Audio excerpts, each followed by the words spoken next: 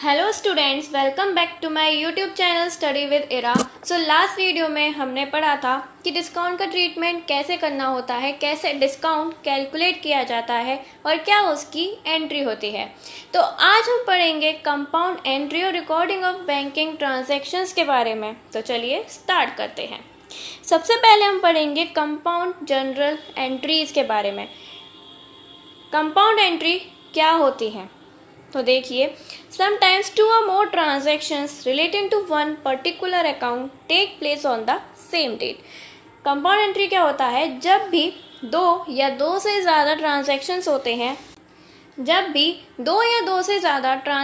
होते हैं जो कि एक ही अकाउंट से रिलेट करते हैं, वो क्या होते हैं? कंपाउंड एंट्री होती है। ठीक है, जहाँ भी आपको दो या दो से ज़्यादा अकाउंट दिख रहे हो, समझ लेना कि वो एक कैसी एंट्री है हमारी, वो कंपाउंड एंट्री है। ऐसे केसेस में क्या होता है, जब भी ऐसा कोई ट्रांजैक्शंस होता है तो हम क्या करेंगे, सेपरेट एंट्री पास ना करके एक ही एंट्री पास करते हैं, जिसे हम क्या कहते हैं? कंपाउंड एंट्री कहते हैं। ठीक है, तो इसे हम एक एग्जाम्पल से समझते हैं। एग्जाम्पल क्या कह रहा है? On 31 March ₹50,000 are paid for salaries and ₹20,000 are paid for rent. 31 March को क्या किया? 31 मार्च को सैलरी पे करी, कितने की? 50,000 की, और रेंट पे किया है कितने का? 20,000 का। ठीक है, अब आपको दिख रहा होगा कि सेम डेट पे दो ट्रांजेक्शन्स हो रहे हैं, एक तो सैलरी दी है और दूसरा रेंट दिया है। ठीक है, अब हमें ये देखना है कि हमें इसकी एंट्री कैसे पास करनी है।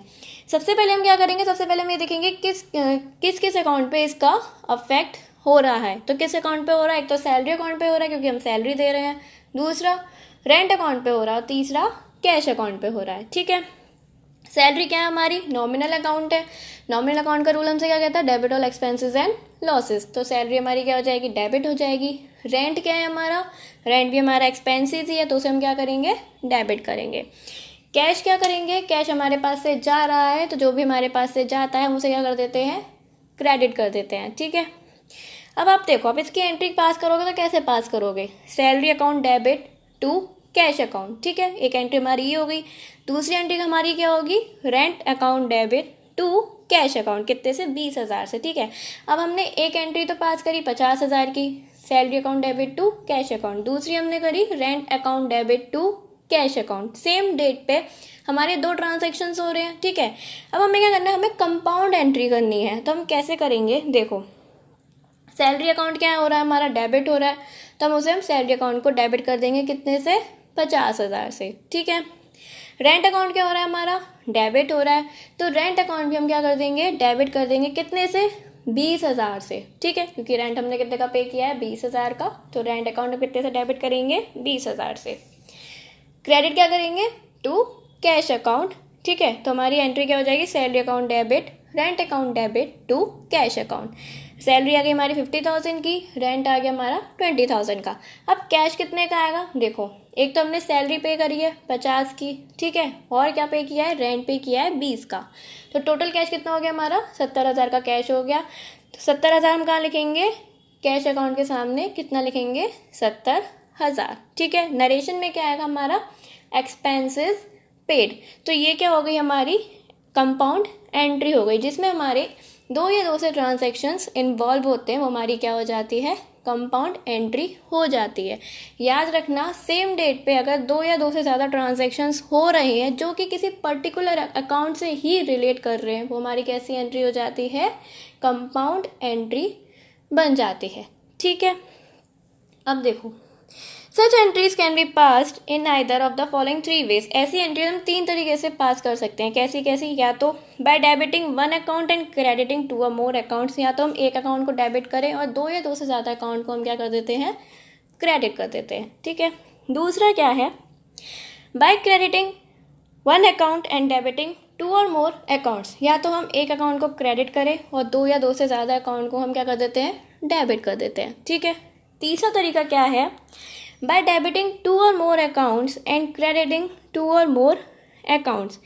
दो या दो से ज़्यादा अकाउंट्स को हम डेबिट करें और दो या दो से ज़्यादा अकाउंट्स को हम क्रेडिट करें। ऐसी एंट्री हमारी कौन सी होती है? ओपनिंग एंट्री होती है। ओपनिंग एंट्री के बारे में हम आगे पढ़ेंगे डिटेल में, ओपनिंग एंट्री क्या होती है, कैसे पास करते हैं। ठीक है, तो ये 3 तरीके होते हैं जिससे हम अपनी कंपाउंड एंट्री पास करते हैं। ठीक है, आ गया समझ कंपाउंड जनरल एंट्रीज क्या होती हैं, कैसे उन्हें पास करते हैं। ठीक है, अब हम चलते हैं अपने नेक्स्ट टॉपिक पे, that is recording of banking transactions.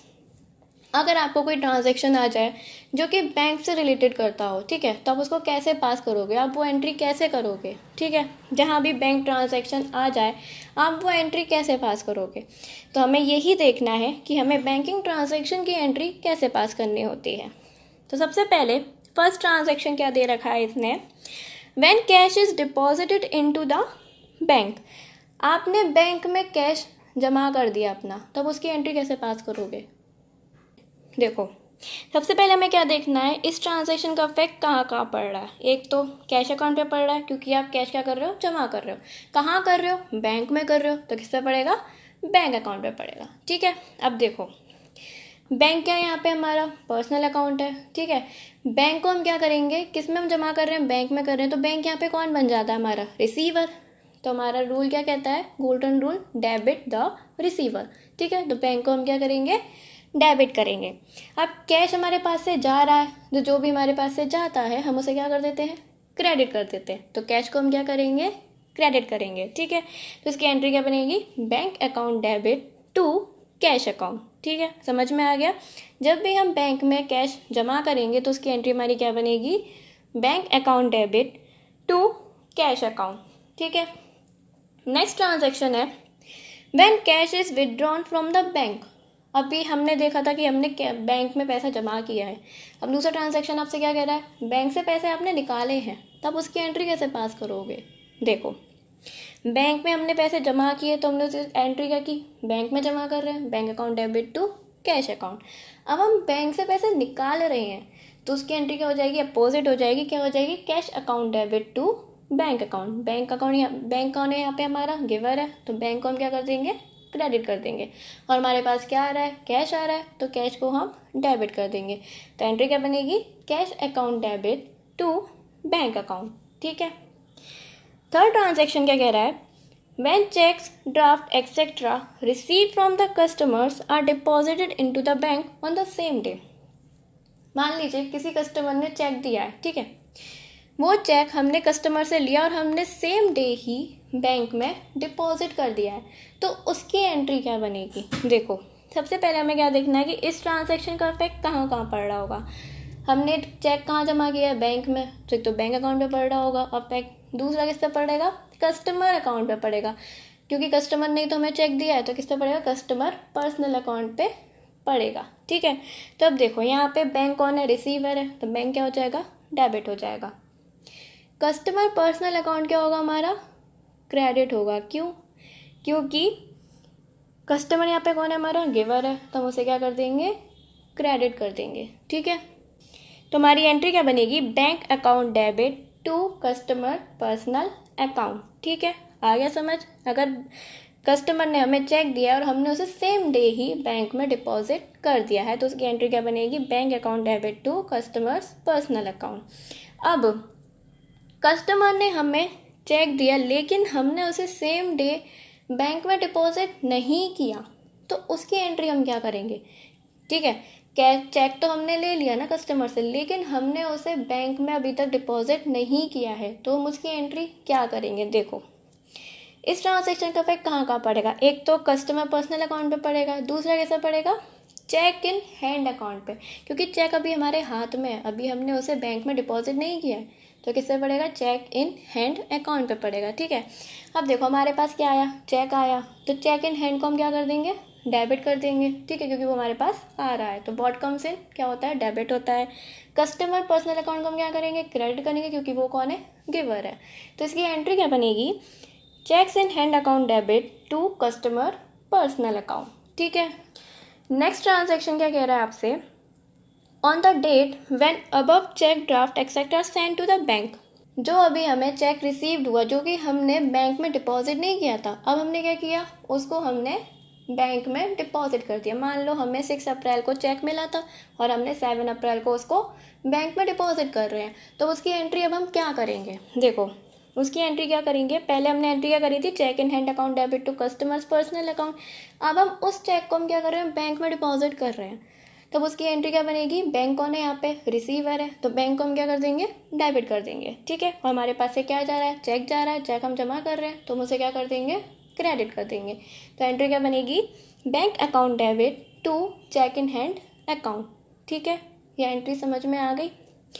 Next entry का नेक्स्ट ट्रांजैक्शन क्या कह रहा है, मेरा customer directly deposit the amount in our bank account. जब कस्टमर डायरेक्टली हमारे बैंक अकाउंट में अमाउंट ट्रांसफ़र कर देता है तो उसकी एंट्री क्या बनेगी।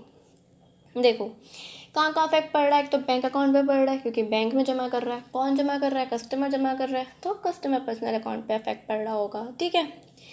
बैंक कौन है यहाँ पे, रिसीवर है, तो बैंक को हम क्या कर देंगे, डेबिट कर देंगे। गिवर कौन है यहाँ पे, कस्टमर गिवर है, तो कस्टमर को हम क्या कर देंगे, क्रेडिट कर देंगे। तो इसकी एंट्री क्या बनेगी, bank account debit to customers personal account, ठीक है। नेक्स्ट ट्रांजेक्शन क्या कह रहा है, मैंने cheque previously deposit into the bank is dishonour. जो हमने चेक अभी बैंक में डिपॉजिट किया था, ठीक है, वो क्या हो गया, डिसऑनर हो गया। अब डिसऑनर क्या होता है, पहले डिसऑनर का मतलब समझो। जब कोई बैंक पे को अमाउंट पे करने से रिफ्यूज़ करता है तो वो क्या हो जाता है, हमारा डिसऑनर हो जाता है चेक, ठीक है। बैंक ने क्या किया, मना कर दिया पेमेंट करने से, तो चेक क्या हो गया, डिसऑनर हो गया।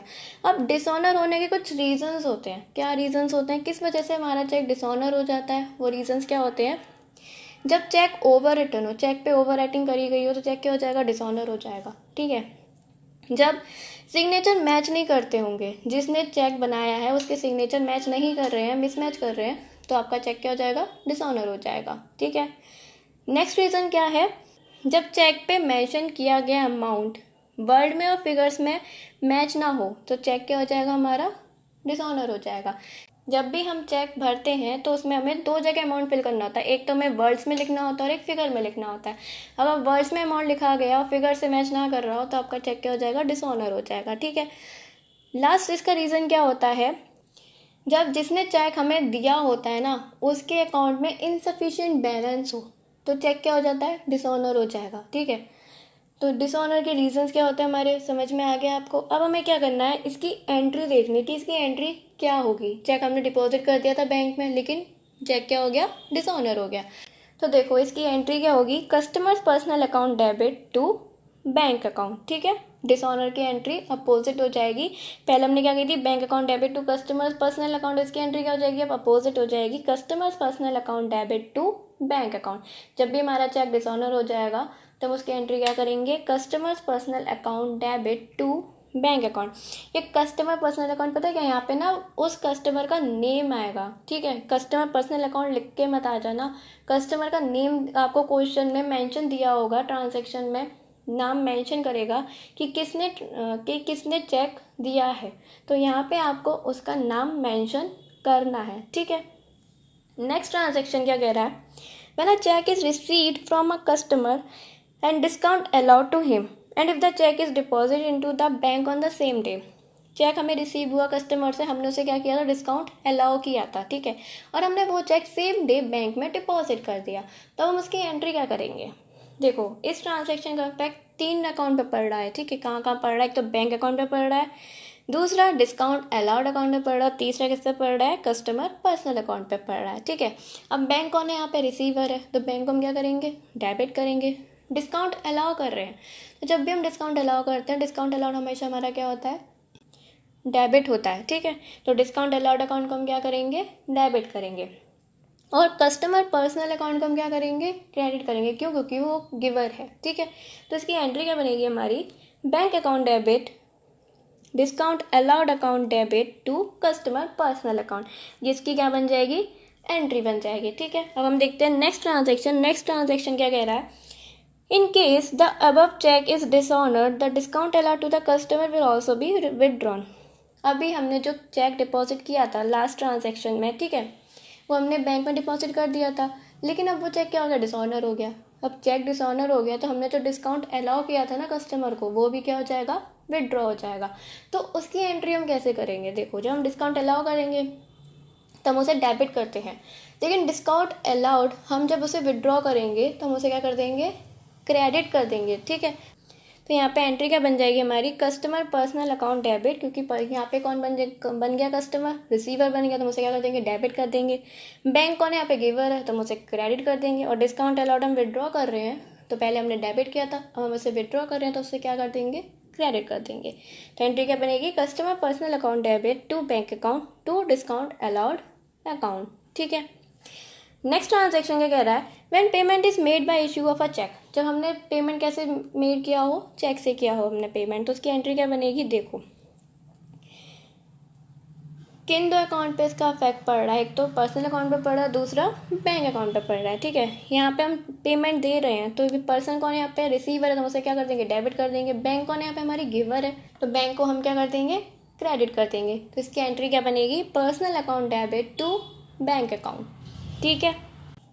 नेक्स्ट ट्रांजेक्शन क्या कह रहा है, when expenses are paid by the issue of a cheque, जब आपने एक्सपेंसेस पे करे हो कैसे, चेक से। ठीक है, तो इसकी एंट्री क्या होगी, देखो कहाँ कहाँ इफेक्ट पड़ रहा है इस ट्रांजेक्शन का, दो अकाउंट पे इफेक्ट पड़ रहा है, एक तो एक्सपेंसेस अकाउंट पे और दूसरा बैंक अकाउंट पे, क्योंकि आपने चेक से एक्सपेंसेस का पेमेंट किया है। ठीक है, तो एक्सपेंसेस क्या होते हैं हमारे, नॉमिनल अकाउंट, क्या करेंगे उसे डेबिट करेंगे, debit all expenses and losses, तो एक्सपेंसेस क्या हो जाएंगे हमारे, डेबिट हो जाएंगे। ठीक है, बैंक कौन है, गिवर है, तो बैंक को हम क्या कर देंगे, क्रेडिट कर देंगे। तो इसकी एंट्री क्या बनेगी, expenses account debit to bank account. ठीक है। नेक्स्ट ट्रांजेक्शन क्या कह रहा है, when cash is withdrawn from the bank for the personal use of the proprietor, bank से हमने कैश निकाला है पर्सनल यूज़ के लिए। जब भी हम पर्सनल यूज़ के लिए अपने बिजनेस में से कोई सामान लेते हैं, कैश लेते हैं, तो हमारा क्या बन जाता है, ड्राइंग्स बन जाती है। ठीक है, तो इस ट्रांजेक्शन का इफेक्ट दो जगह पड़ रहा है, एक तो ड्राइंग्स अकाउंट पर, दूसरा बैंक अकाउंट पर। ड्राइंग्स हमारी क्या होगी, ड्राइंग्स क्या होती है हमारी, पर्सनल अकाउंट होती है, प्रोप्राइटर की होती है, तो ड्राइंग्स हमारी क्या हो जाएगी, डेबिट हो जाएगी। ठीक है, बैंक कौन है यहाँ पे, गिवर है, तो बैंक को हम क्या कर देंगे, क्रेडिट कर देंगे। तो हमारी एंट्री क्या बनेगी, drawings account debit to bank account. ठीक है।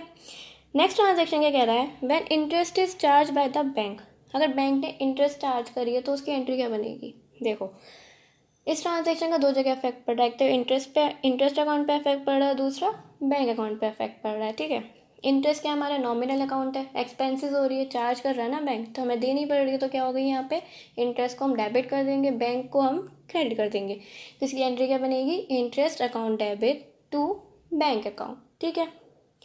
नेक्स्ट ट्रांजेक्शन क्या कह रहा है, when interest is allowed by the bank, जब इंटरेस्ट बैंक हमें अलाउ करे तो हम उसकी एंट्री क्या करेंगे, जब चार्ज करता है तो उसकी एंट्री क्या करते हैं, interest account debit to bank. अब बैंक हमें इंटरेस्ट अलाउ कर रहा है तो उसकी हम एंट्री अपोजिट कर देंगे, क्या बन जाएगी, bank account debit to interest account. ठीक है।